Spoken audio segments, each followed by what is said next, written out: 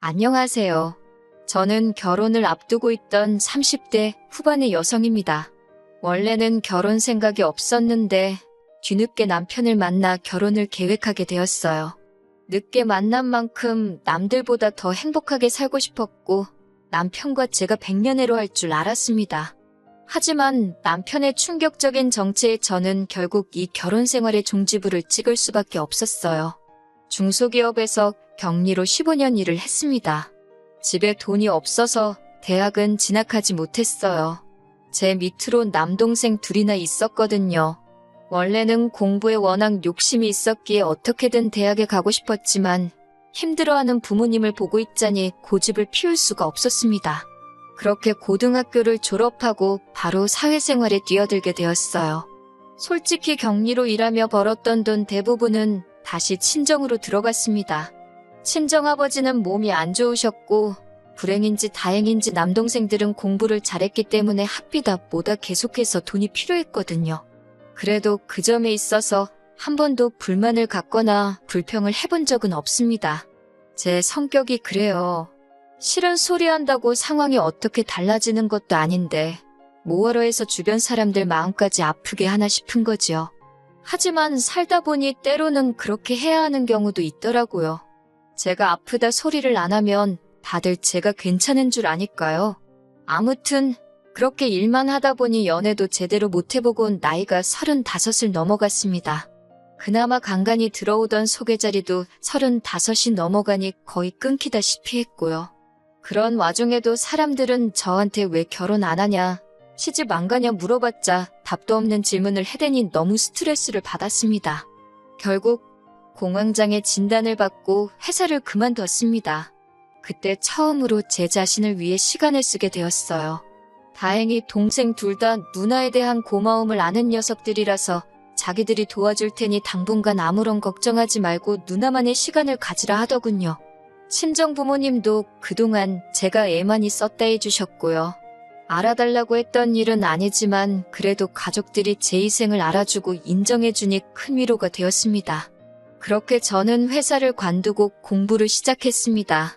현실적으로 대학교를 가기는 어려웠기에 공무원 시험을 준비했어요. 그리고 다행히 1년의 수험생활 끝에 합격을 하게 되었습니다. 다른 사람들은 공무원 합격을 했을 때 어떤 감정을 느끼는지 모르겠지만 전 드디어 혼자 살아도 괜찮다. 이제 걱정이 없다 뭐 그런 생각을 했습니다.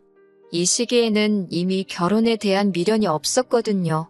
그렇게 공무원 시험에 합격하고 얼마 지나지 않아 지인을 통해 지금의 남편을 소개받았습니다. 저보다 2살 어린 남편은 저처럼 오랜 시간 동안 일만 하느라 연애도 못 해보고 장가도 가지 못했다면서 저에게 적극적으로 다가왔습니다. 호감 가는 외모에 유머러스한 성격, 그리고 믿음직한 말투까지 저 역시 금방 남편에게 마음의 문을 열었습니다. 남편과 저는 그해 1월에 알게 되었지만 금방 연인 사이로 발전하였고 그해 9월에 식을 올리자고 약속까지 하게 되었습니다. 남편에 대해서 조금 더 이야기를 해보자면 일단 직장의 경우 중소기업에서 과장으로 근무하고 있다고 했습니다. 대표가 자기 아버지인데 아버지가 사업을 물려받으려면 말단 사원부터 시작해서 하나씩 배워 올라와야 한다고 하셨답니다. 그래서 미국에서 대학원을 나온 뒤 한국으로 들어와 오로지 회사 생활에만 매달렸다고 하더라고요. 그 말을 듣곤 대단한 집념을 가진 사람이구나 싶으면서도 저보다 더 좋은 혼사 자리가 있었을 텐데 왜 만나지 않았나 싶었습니다. 제 말을 들은 남편은 자기는 그런 정략적인 결혼은 싫더랍니다. 자기의 조건과 상관없이 자기를 사랑해줄 여자를 찾았다면서 그게 바로 저라는 거예요. 제 기분 좋으라고 한 말인가 싶기도 했지만 계속 뭔가 꿍꿍이가 있다고 의심하는 것도 웃기잖아요. 어리석고 순진하게도 그 말을 믿었습니다. 하지만 만나면 만날수록 남편의 말에는 묘하게 맞지 않는 부분들이 있었습니다. 저 역시 직장 생활을 오래 했기 때문에 사내 문화라던가 업무 처리 방식 등에 대해서는 익숙한 편이잖아요. 그런데 남편은 주인과 대리 중 무엇이 먼저인지도 헷갈려하길 여러 차례였어요. 직장인으로서 호칭, 직함은 기본 중에 기본인데 말이지요. 자기 말로는 과장 자리에 너무 오랫동안 있어서 그렇다고 하는데 말단부터 시작했다는 사람이 과장 자리에 오래 있었다는 것도 뭔가 납득이 안 되었고요. 회사 내 용어에 대해서도 모르는 것 투성이었어요. 처음에는 단순히 실수였겠지라고 생각했지만 그런 일이 짧은 기간 동안 몇 번이고 반복되니 저로서는 정말 직장 생활을 하는 게 맞나 싶었고 결국 남편에게 당신이 일하는 회사에 가보고 싶다고 물어보게 되었습니다. 남편은 갑작스러운 제 제안에 좀 놀란 눈치였지만 그러자고 하더군요. 간 김에 자기 아버지한테 인사도 드리자면서요. 며칠 뒤 남편 회사에 찾아갔습니다. 도착하면 전화하라더니 전화를 아무리 해도 받지를 않더라고요. 결국 직원으로 보이는 사람에게 남편 이름을 말하며 여기서 일한다고 들었는데 오늘 안 나왔냐고 물었어요. 그러자 여기서 일하는 건 맞지만 출근 여부는 말해줄 수 없다며 직접 연락해보라고 하더라고요. 연락은 닿지 않지. 아무도 말은 안 해주지.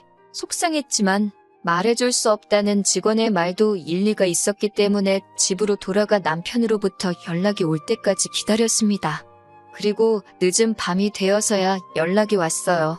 교통사고가 나는 바람에 병원에 있었다고 하더라고요. 너무 놀란 제가 당장이라도 찾아가겠다고 했지만 걱정시키고 싶지 않다면서 며칠 뒤에 만나자고 하더라고요. 아픈 사람한테 제 고집을 밀어붙일 수는 없는 노릇이었으니 기다릴 수밖에 없었습니다. 그리고 적어도 남편이 그 회사에서 근무를 한다는 사실은 확인이 되었으니 그것만으로도 다행이다 싶었지요. 조금씩 남편에 대한 믿음이 다시 회복되어 가고 있었습니다. 둘이 9월에 결혼하자고 약속은 한 상태였기에 6월에 양가어른을 모시고 상견례를 진행했어요. 원래는 좀 더 일찍 하려고 했었는데 시부모님께서 여행을 다녀오신다고 하여 좀 늦어지게 되었지요. 여행 중 제가 생각나서 샀다며 시어머니께서 귀걸이 한 쌍을 주셨습니다. 그 정도로 다정한 분이셨어요. 시아버지 또한 저에게 혼수며 예단이며 바라는 것은 없으니 몸만 오면 된다고 말씀해 주셨고요. 저희 부모님은 딸이 결혼도 못하고 평생 혼자 살까봐 걱정이 크셨는데 뒤늦게나마 좋은 집에 시집가게 되었다고 무척 기뻐하셨습니다. 저 또한 기다린 자에게 복이 있다더니 내 인생이 그런 건가 싶었고요. 상견례까지 무사히 마치고 나니 정말 제가 결혼한다는 사실이 현실로 느껴졌습니다. 백마탄 왕자를 기다리며 세월을 보낸 것은 아니었지만 저에겐 남편이 말 그대로 백마탄 왕자나 다름없었지요. 저희는 7월에 가까운 가족들을 모시고 약혼을 하기로 했고 9월에 정식으로 식을 올리기로 했습니다. 부끄러운 말이지만 늦은 나이에도 불구하고 남편은 아이를 무척 갖고 싶어 했어요. 저는 제 나이 때문에 마음을 접은 상태였고요. 하지만 계속해서 남편이 조금이라도 희망이 있을 때 같이 노력해주면 안 되겠냐고 물어왔고 차마 외면할 수가 없었습니다. 저도 애시당초 아이가 싫어서라기보다는 제 나이 때문에 조심스러웠던 거니까요. 그러다 상견례까지 마치고 청첩장까지 찍어낸 이후로는 남편의 말에 따르기로 결정을 내렸습니다. 결혼을 계획 중이었으니 허락하지 않을 이유가 없다고 생각했어요. 그만큼 저는 우리 둘의 미래에 대해 확신이 있었습니다. 그리고 바로 저희 약혼식 날, 결혼식을 2달 정도 앞두었던 시점, 저는 남편에게 제 모든 것을 주었습니다. 지금 돌이켜보면 너무나 어리석은 선택이었기에 후회스러울 뿐이에요. 저희 가족과 시부모님, 그리고 각자의 가장 친한 친구까지 총 10명 정도의 사람이 모여 심플하게 약혼식을 치렀습니다. 남동생 둘은 요즘 세상에 약혼식까지 하는 집이 어디 있냐며 특이하다고 했어요. 저도 처음 약혼식 이야기가 나왔을 때 과하다는 생각을 잠시 하긴 했었기 때문에 동생들 의견에 어느 정도 동의를 했지요. 하지만 예비 시부모님께서 약혼식을 한다는 건 그만큼 이 결혼에 서로 진지한 마음이라는 걸 보여주는 절차라며 절대 생략할 수 없다 하셨거든요. 그리고 곧이어 신혼집도 사줄 거라며 대신 하루빨리 혼인신고를 했으면 좋겠다고 하셨습니다.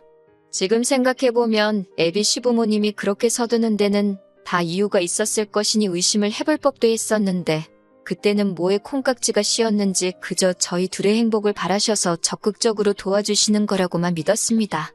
혼인신고만 하면 집도 저희 둘 공동 명의로 사줄 거라며 재촉을 하셨고 그렇게 저희는 결혼식을 한 달 정도 앞두고 혼인신고까지 하게 되었어요. 약속대로 예비 시부모님께서는 서울에 있는 아파트를 마련해 주셨습니다. 하지만 공동 명의로 해주시겠다던 집은 전세였고 말씀하시기를 요즘 회사 사정 때문에 자금이 묶여서 그렇다며 조금만 참으라고 하시더군요. 갑자기 달라진 말씀에 저도 사람인지라 조금 실망스럽기는 했지만 가족이니 그 정도는 이해해야 한다고 생각했어요. 언젠가 남편이 회사를 물려받으면 이 정도의 일은 얼마든지 또 있을 수 있는 거라는 생각도 들었으니까요.